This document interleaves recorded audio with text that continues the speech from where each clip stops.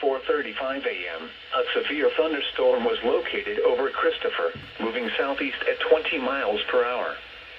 Expected hazards include 60 miles per hour wind gusts and quarter-size hail. This is a radar-indicated threat. The following impacts are expected. Hail damage to vehicles is expected. Expect wind damage to roofs, siding, and trees. Locations impacted include Marion, Heron, West Frankfort, Benton, Johnston City, Christopher, Ziegler, Valier, West City, Pittsburgh, Thompsonville, North City, Buckner, Orient, Hannaford, Freeman Spurs, Woodyash, and Spillertown. This includes Interstate 57 in Illinois between mile markers 54 and 72.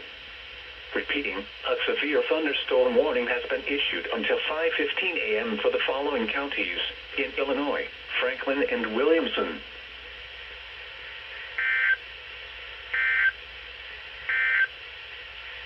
The National Weather Service in Paducah has issued a severe